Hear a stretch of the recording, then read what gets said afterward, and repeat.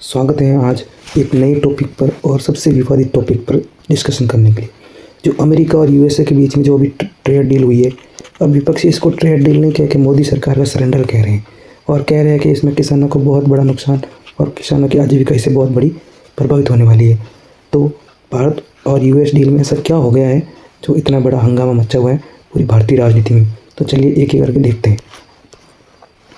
अब फरवरी में जो अभी डील हुई है, इसको एक अंतरिम व्यापार समझौता कहा जाता है, क्योंकि जो विस्तृत रूप से जो व्यापार समझौता है ना, वो ठेठ लगभग मार्च 2026 तक आएगा। ये अभी एक अंतरिम फ्रेमवर्क जारी हुआ है, ठीक है। इसमें प्रधानमंत्री मोदी और राष्ट्रपति ट्रंप द्वारा शुरू किए गए समझौता है, उसका अंतरिम हो गया है। अब इसमें क्या गया है, सबसे इम्पोर्टेंट है कि विपक्ष इस पर भारत पर आरोप लगाते हैं। प्रधानमंत्री नरेंद्र मोदी के प्रधानमंत्री पद जो पद के हैं उस पर आरोप लगाता है कि भारत है वो सिर्फ 0% टैक्स लेगा अब इस एग्रीमेंट के बाद, जबकि अमेरिका हमारे ऊपर से 18% टैक्स लगाएगा। तो अपोजिशन का कहना है कि जब ये इंडोनेशिया जैसे देश, वियतनाम जैसे देश, बांग्लादेश, चाइना, जापान, ये सभी देश है ना, ये अमेरिका पर इतना कितना टैक्स ले रहे हैं, जबकि भारत ने ऐसा क्या कर दिया, ऐसा भारत के प्रधानमंत्री के साथ क्या हो गया जो अमेरिका कहता है कि आप 0% टैक्स लो और आप हम पर 18% टैक्स थोप दो। यानी Indonesia, Vietnam, Bangladesh, China, Japan, ये सभी अमेरिका से टैरिफ लगाते हैं अमेरिका के सामान पर। और देखो 19% इंडोनेशिया टैक्स लगाता है तो 19% यूएसए लगाता है, ये बराबर टैक्स लगा हुआ है, सबके बराबर है ना।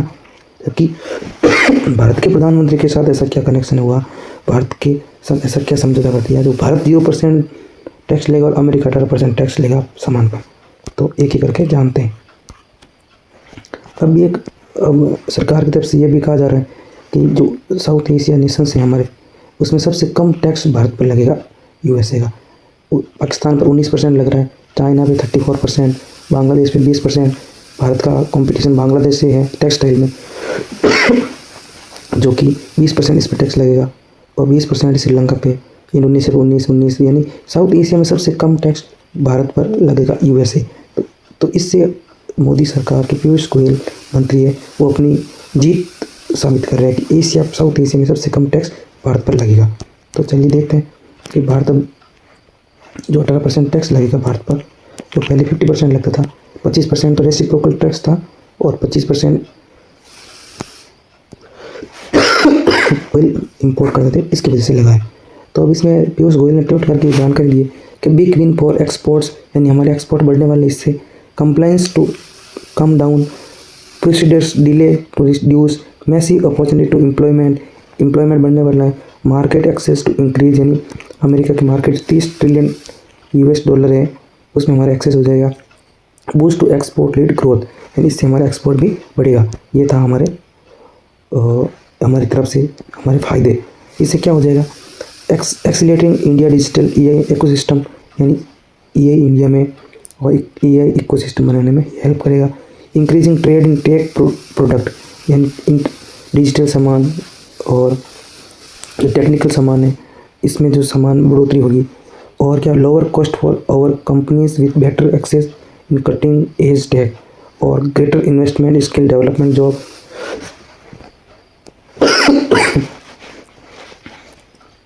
पीयूष गोयल और क्या बता रहे भारत को होने वाले फायदे इस ट्रेड डील से? इसमें कहा गया है help avoid repetitive testing and certificate in over export, की भारत पर बार बार जो स्टैंडर्ड थोपता था, सर्टिफिकेशन थोपता था, वो अभी बंद हो जाएगा। Lower cost and time for Indian goods to enter US market, यानी साउथ अभी देखा हमने कि सबसे कम टैक्स भारत पर लगेगा। Support Indian MSME integrate into global value chain और help Indian goods meet global standard, bring down cost for consumer, यानी ये सब भारत के फ़ायदे गिना रहे हैं पीयूष गोयल। लेकिन इतने फ़ायदे हैं तो फिर विरोध क्यों हो रहा है? यही है कि 50% से घटाकर 18% टैक्स कर दिया है भारतीय सामानों पर, और उसी तेल खरीद करने लगेगा 25% टैक्स, पेनल्टी टैक्स भी अमेरिका ने हटा दिया है। यानी 50% टैक्स था पहले, अब उसको घटाकर कितना कर दिया है, 18% कर दिया है, ठीक है। अब इससे क्या होगा, भारत की जो 44 बिलियन डॉलर की जो भारतीय निर्यात जो जेनेरिक दवाई, James and jewellery item, aircraft parts, कुछ केमिकल्स वगैरह, तो उस पर क्या लगेगा? 0% टैरिफ लगेगा यूएस मार्केट में। लेदर, अपैरल, होम डेकोर, कुछ मशीनरी आदि पर भी 18% टैरिफ रहेगा। लेकिन ये पहले से काफ़ी कम। पहले कितना लगता? 50%, जो अब कितना? 18%। ये तो लगभग फ्री है। जेनेरिक दवाई हो गई, James and diamonds, aircraft parts, ये 0 टैरिफ पे होगा ना। और बाकी textile, leather, apparel, home decor, ये 18% टैक्स लगेगा। ठीक है।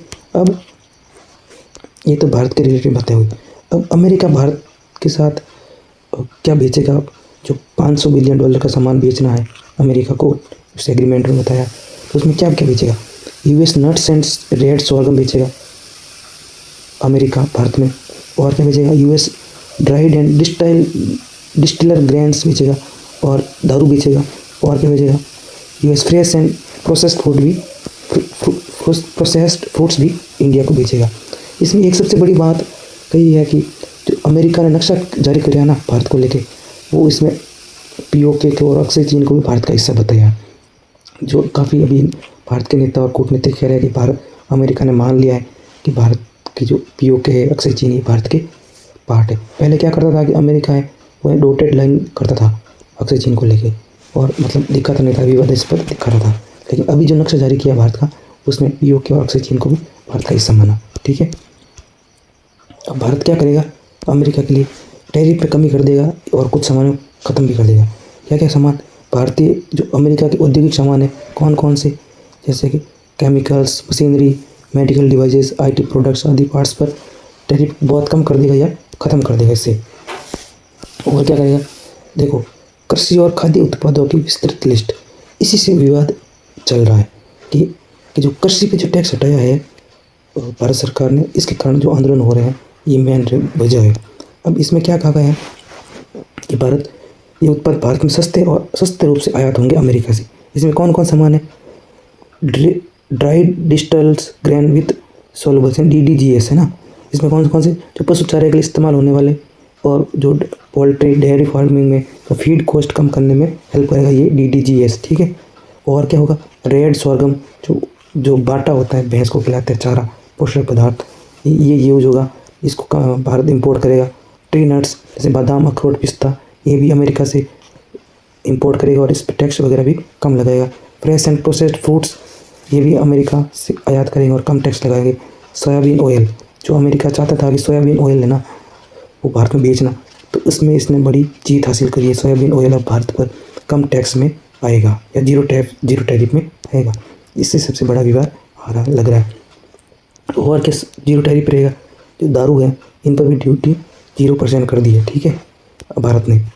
अब पीयूष गोयल कहते हैं कि ये भाई, ये रियायतें कैलिब्रेटेड, संतुलित हैं और संवेदनशील जो सेक्टर है उसको पूरी तरह शेप रखा गया है भारत की तरफ से, कि भारत के ने अभी ऐसे कोई भी ट्रेड डील में साइन नहीं किए हैं कि किसानों की जो आजीविका उससे प्रभावित होगी। पीयूष गोयल का ऐसा मानना है।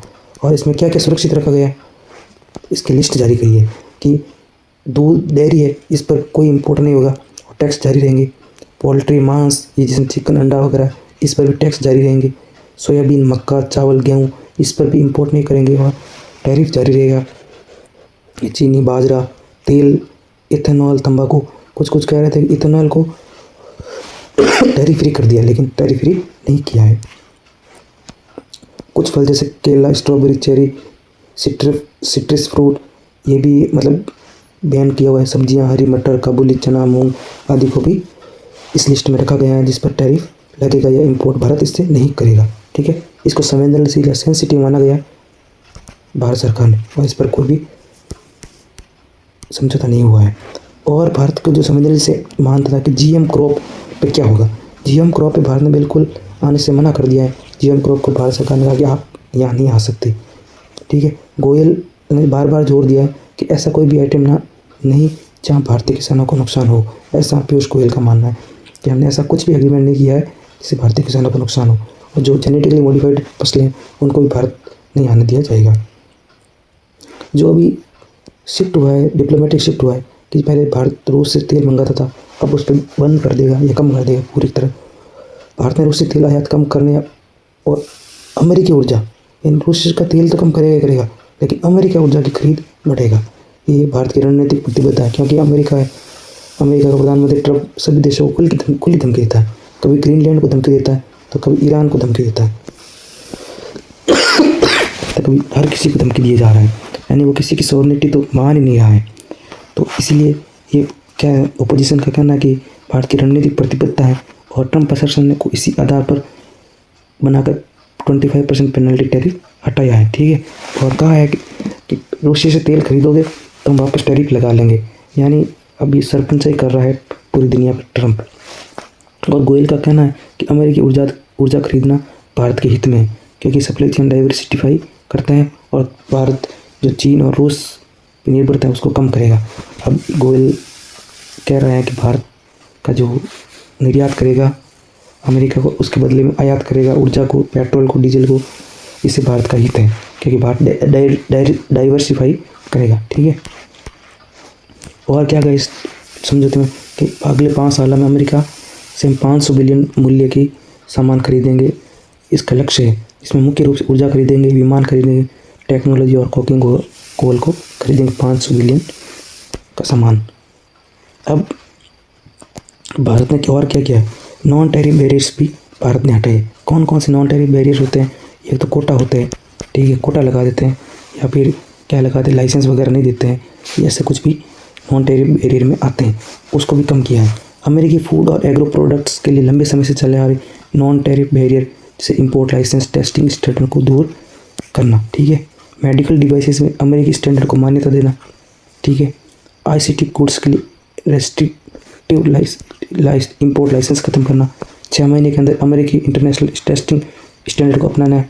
अब सबसे इम्पोर्टेंट जो हम सभी को देखनी चाहिए, जो हार्ले डेविडसन का बाइक्स होती हैं उस पर भी टैरिफ 0% हो जाएगा। ठीक है, हार्ले डेविडसन। और बड़ी इंजन वाली अमेरिकी कारें भी 110% से घटाकर 30% धीरे धीरे होगा।